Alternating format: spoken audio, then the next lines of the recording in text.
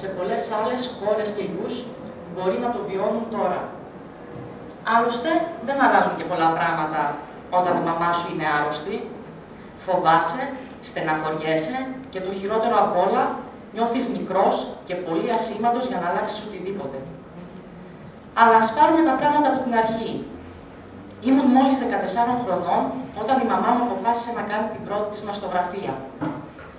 Στα 40 της χρόνια τότε, νεότατη και δραστήρια όσο ποτέ, ή μάλλον αυτό το αποσύρω, κάποια πράγματα δεν αλλάζουν, δεν πίστευε ποτέ ότι μπορεί να έχει κάτι, μιας και ούτε είχε ψηλαφίσει κάτι στο στήθος της, ούτε βεβαρημένο οικογενειακό ιστορικό υπήρχε. Για αυτήν δεν ήταν τίποτε παραπάνω από μια προληπτική εξέταση που ήθελε να έχει σαν αναφορά για τα γεράματά της, όπως της αρέσει να λέει. Παρ' όλα αυτά, η μαστογραφία έδειξε έναν μικρό όγκο, ο οποίος κάποια στιγμή θα έπρεπε να αφαιρεθεί. Όλες οι ενδείξεις όμως ήταν καθησυχαστικές. Η μαμά μου δεν έχασε χρόνο και πολύ σύντομα αποφάσισε να μπει στο χειρουργείο και να αφαιρέσει αυτόν τον καλοπροαίρετο κατά τα φαινόμενα μικρούλι όγκο. Παρά λοιπόν τις καθησυχαστικές προβλέψεις όλων, η βιοψία είχε άλλη άποψη. Καρκίνος, λέει. Καρκίνος. Τι λέξη, Θεέ μου. Μια λέξη τόσο ξένη, τόσο βαριά και ενοχλητική στα αυτιά όλων μας, που όταν την ακούσουμε για πρώτη φορά ότι συμβαίνει σε εμάς, στο σπίτι μας, θέλουμε να κλείσουμε τα αυτιά μας και να αρχίσουμε να τραγουδάμε δυνατά. Λες και τότε θα πάψει να είναι αλήθεια. Κάπως έτσι θυμάμαι να ένιωσα όταν άκουσα ότι η μαμά μου έχει καρκίνο. Αυτό που θυμάμαι χαρακτηριστικά είναι τα λόγια της εκείνο το βράδυ που η μαμά μου μας ανακοίνωσε τα χαρμόσυνα σε μένα και στον αδερφό μου. «Σύση, Γιώργο, η μαμά έχει καρκίνο», είπε. Έτσι απλά. Σαν να μας έλεγε τα νέα μιας τυπικής ημέρας. Δεν ξέρω αν με τον τρόπο της έτσι υποβίβαζε το μέγεθος του προβλήματος. Αυτό που ξέρω σίγουρα είναι ότι δεν του έδωσε περισσότερη σημασία από όση του έπρεπε. Τουλάχιστον όχι μπροστά στα δικά μας μάτια. Μετά συνέχισε, λέγοντας ότι θα κάνουμε ό,τι χρειαστεί, εννοώντας τις χημειοθεραπείες, και ότι όλα θα πάνε καλά. Και τελειώνοντας, όταν εγώ και ο αδερφός μου κοιτούσαμε, μάλλον με βλέμμα κενό, γιατί ήταν αδύνατο να αντιληφθούμε όλον αυτόν τον όγκο νέων δεδομένων και ιδιών, τότε μας λέει με μια σχεδόν παιδική αφέλεια: τώρα δεν πιστεύω να στεναχωριέστε. Η μαμά δεν θα πάθει τίποτα. Η μαμά είναι παλικάρι. Με αυτά τα λόγια της η μαμά μου στα μάτια μας ήταν απλά θαυμάσια. Και μέσα σε αυτό το θαύμα της κατάφερε να κάνει τη σχέση μας απλή, ειλικρινή, χωρίς αναπάντητα ερωτηματικά και φοβίες. Άλλωστε είναι δύσκολο να ξεγελάσεις δύο εφήβους. Πολλές φορές μας βολεύει να πιστεύουμε ότι τα παιδιά δεν καταλαβαίνουν. Και τίποτα όμως τέτοιο δεν σημαίνει. Οι ζωές όλων μας παρέμειναν εκνευριστικά ίδιες. Η μαμά μου συνέχισε να δουλεύει καθ' όλη τη διάρκεια της θεραπείας της, σαν να μην της συνέβαινε τίποτα. Δεν πήρε καν αναρωτική άδεια από τη δουλειά της που ούτως ή άλλως δικαιούνταν. Ο μπαμπάς μου το ίδιο, όπως φυσικά προβλέπονταν, και εμείς τα παιδιά συνεχίσαμε το σχολείο μας χωρίς να χάσουμε ούτε μια μέρα από αυτό. Θυμάμαι συνέχεια τότε τον εαυτό μου να λέει: «Γιατί Θεούλη μου στη μαμά μου και όχι σε μένα». Τη γιαγιά μου να λέει: «Γιατί Θεέ μου στο παιδί μου και όχι σε μένα». Και τη μαμά μου με τη σειρά της να λέει: «Ευτυχώς Θεούλη μου που έτυχε σε μένα και όχι στα παιδιά μου». Ένα σιωπηλό αλυσβερίσι σκέψεων, ένα παζάρι με τα θεία, προσπαθώντας όλοι μας να προσαρμοστούμε στη νέα πραγματικότητα.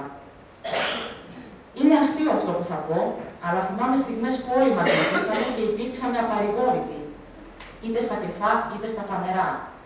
Όλοι εκτός από εκείνη. Αυτή βέβαια ήταν η επιλογή της δικής μου μαμάς, που αδιαμφισβήτητα μας πρόσφερε την πολυτέλεια να το κάνουμε, όσο αυτή φάνταζε απτόρυτη. Ίσως αυτές οι λίγες στιγμές που θυμάμαι τη μαμά μου να παρηγορεί τον μπαμπά μου ή τη μάνα της ή να καθησυχάζει τα παιδιά της, ίσως αυτές δεν ήταν οι στιγμές που θα έπρεπε να αφαιθεί η απτόρυτη μαμά μου σε εμάς. Αυτό δεν το μάθαμε ποτέ ως σήμερα. Το παλικάρι διάλεξε ένα πιο μοναχικό δρόμο σε αυτήν την περιπέτεια και προσπέρασε τον καρκίνο αντικανονικά. Από ότι μέσα στο μυαλό μου δεν υπάρχουν μύθοι και τέρατα για τον καρκίνο. Αυτό το προσπάρω στη μαμά μου.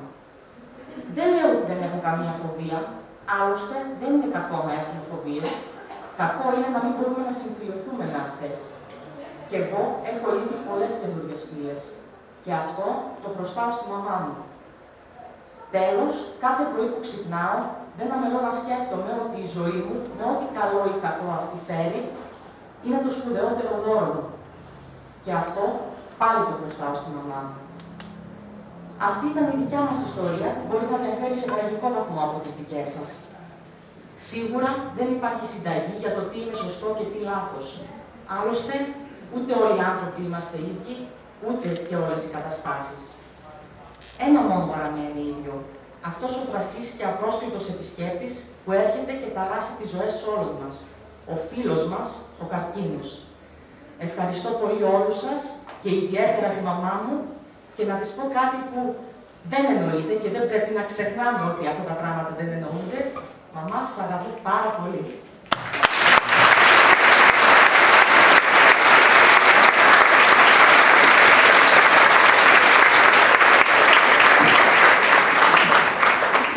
Φαντάζεστε, δεν θέλω κανένα σχόλιο απολύτως.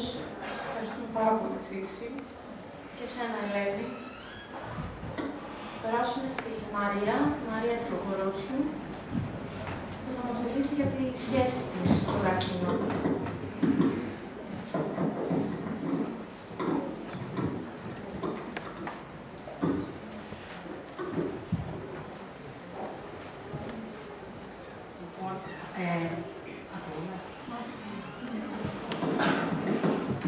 Τώρα. Όχι, εντάξει. Εγώ κατάλαβα το εξής, ότι ο καρκίνος είναι η ομπρέλα της ομπρέλας. Και θα σας πω τι εξηγώ.